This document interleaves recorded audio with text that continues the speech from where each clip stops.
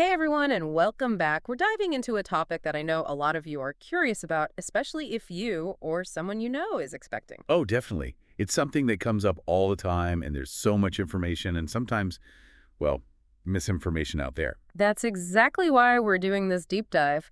We got a really interesting article from one of you about pregnancy food myths, and we thought, what better way to break it down than with an expert by our side? I'm happy to be here. There are definitely a lot of myths and old wives' tales surrounding food and pregnancy, and it can be tough for people to know what to believe. So let's jump right into it. This article starts off with a question that I think a lot of us have wondered about.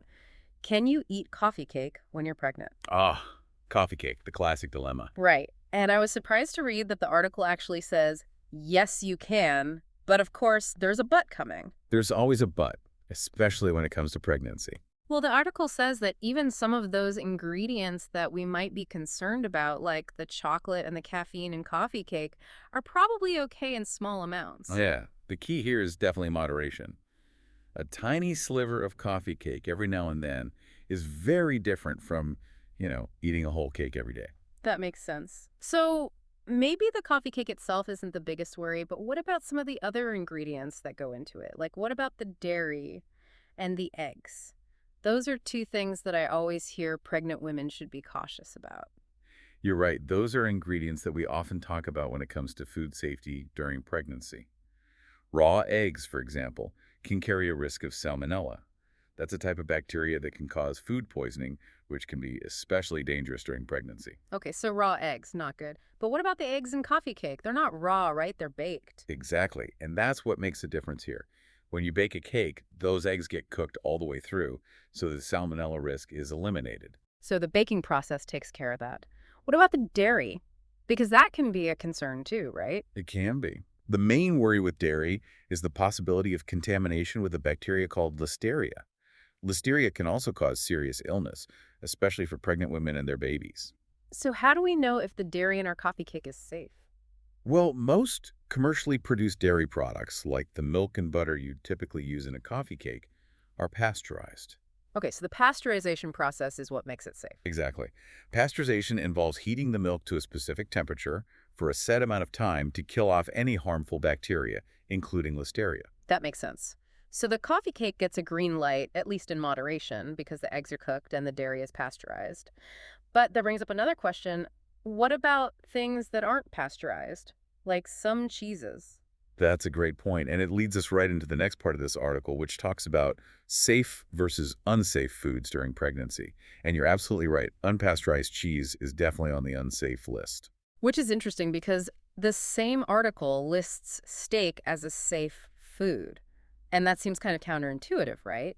We always hear about limiting red meat, especially during pregnancy. That's a really good observation, and it highlights how important it is to look beyond just a simple safe or unsafe label and really understand the nuances of these recommendations. So fill us in on the nuances. What's the deal with red meat in pregnancy? Well, on the one hand, red meat can be a good source of iron, which is essential during pregnancy. Your body needs more iron to support your growing baby, and red meat is a rich source of it. Okay, so iron is good, but what's the downside? Why are we always told to limit red meat? Well, too much red meat can contribute to higher cholesterol levels, which isn't ideal. And there's also the issue of iron absorption. What do you mean by that? Well, while red meat is a good source of iron, it can actually interfere with your body's ability to absorb iron from other sources, like plant-based foods. Oh, that's interesting. So even though it has iron, it can actually block you from absorbing iron from other things. Exactly. It's all about balance. So what's the bottom line on steak then? Safe or unsafe? I'd say it's more about how much and how often.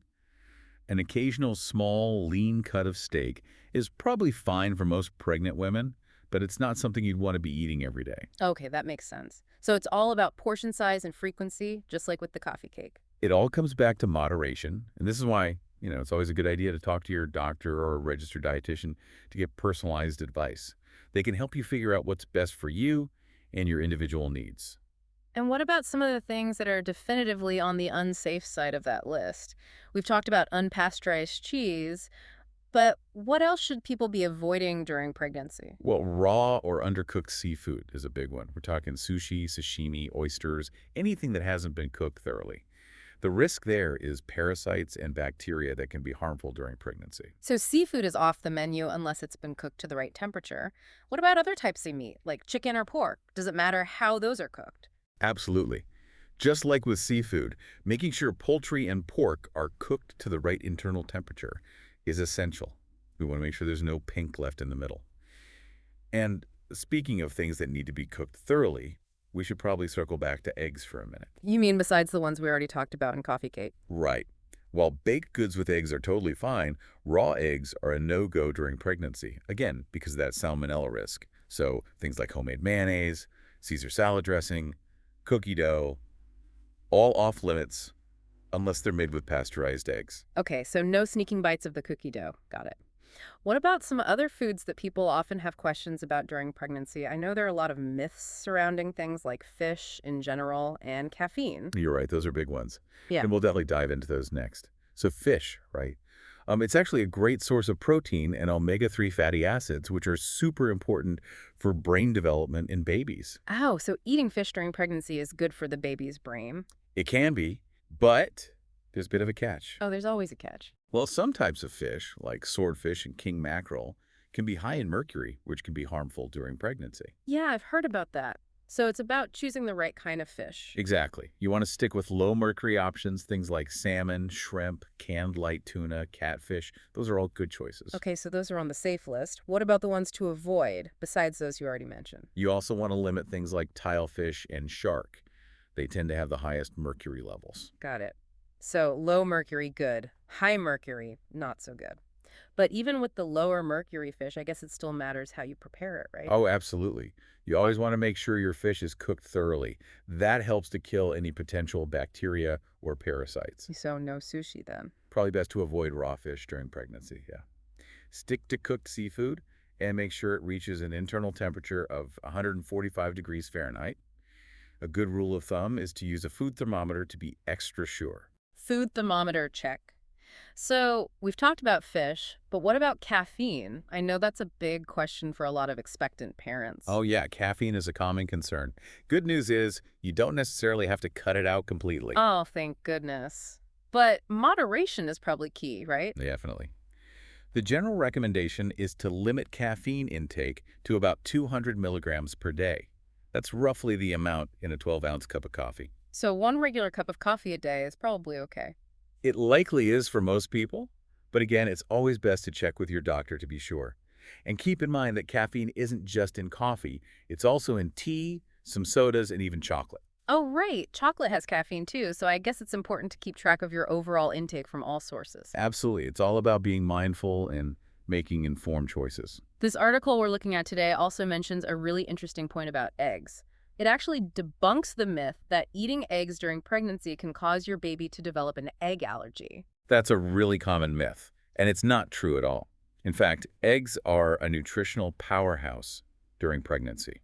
They're packed with protein, choline, which is essential for brain development, and other important vitamins and minerals. So eggs are actually good for the baby's brain. They can be. They provide important nutrients that support healthy growth and development. That's great to know. So there's no need to avoid eggs just because of that allergy myth. Nope. No scientific evidence to back that one up. Well, it seems like a lot of these food myths are based on fear rather than facts. It's true. There's a lot of misinformation out there, and it can be hard to sift through it all. Which is why we love doing these deep dives. It's all about taking a closer look at the evidence and separating fact from fiction. Exactly. It's about empowering people to make informed decisions about their health and well-being. And speaking of empowerment, let's circle back to something we touched on earlier. This whole conversation about what's safe to eat and what's not during pregnancy, it can feel a little overwhelming, right? There are so many things to consider. Oh, absolutely. I mean, we've just scratched the surface here today. There's a whole world of information out there about pregnancy and nutrition. And guidelines can change, and new research is always emerging. It can definitely feel overwhelming, but it's important to remember that you're not alone in this. So what's the best way for people to navigate all this information and make sure they're getting accurate advice? Honestly, the most important thing is to have open and honest communication with your healthcare provider. Your doctor or midwife. Exactly. They're your best resource for personalized advice and guidance. They can take into account your individual health history any allergies or sensitivities you have, any specific concerns you have, and really help you create a plan that feels safe and right for you. Yeah, it's so important to have that open dialogue with your healthcare team. They're your partners in this journey. Absolutely. And, it's okay to ask questions. If something worries you, don't hesitate to bring it up. They've heard it all, and they're there to support you. Well, I think that's a great reminder to end on. We've covered a lot of ground today: coffee cake, steak, unpasteurized cheese, fish, caffeine, even those eggs. And this is just a small snapshot of the vast world of pregnancy nutrition. But ultimately, the best advice we can give is to stay informed, ask questions, and talk to your healthcare provider. Couldn't have said it better myself. It's all about making informed choices and feeling empowered throughout your pregnancy journey. So much food for thought. Right. I mean, literally. Right. It's amazing how many things we have to think about when it comes to food and pregnancy. I know. We started with that simple question about coffee cake, and look where we ended up. It's a journey. And speaking of that coffee cake, I have to admit, I'm still a little confused after reading that article. It seemed to contradict itself a bit. Me too. At first, it was all coffee cake, no problem. But then later on, it seemed to backtrack and say, well, maybe not so fast. Yeah, it was a bit like, wait, what? Exactly. So what's the bottom line on the coffee cake conundrum? I think it all comes back to what we were saying before. Every pregnancy is different, and every person has different dietary needs and sensitivities. So the best advice is still to talk to your doctor. Absolutely. They can take into account your specific situation, your health history, any allergies or sensitivities you have, and give you the most accurate and personalized advice. Okay, so that's coffee cake settled. But looking back at everything we've talked about today, from steak to sushi, from eggs to caffeine, it seems like every food comes with its own set of rules and recommendations during pregnancy. It can definitely feel that way. But, at the end of the day, I think the most important thing is to approach pregnancy nutrition with a sense of balance and empowerment. Balance and empowerment. I like that. Right. It's about staying informed, but not letting fear dictate your choices. It's about nourishing your body with healthy foods, but also allowing yourself those occasional treats in moderation. And it's about trusting your instincts and working closely with your healthcare provider to make choices that feel right for you. Couldn't have said it better myself. And I think that's a great note to end on. A huge thank you to our expert for joining us today and guiding us through this fascinating and often confusing world of pregnancy food facts and myths. It was my pleasure. And to our listener, thank you for joining us on this journey of discovery. We hope you found it informative and maybe even a little bit entertaining. Until next time, happy diving.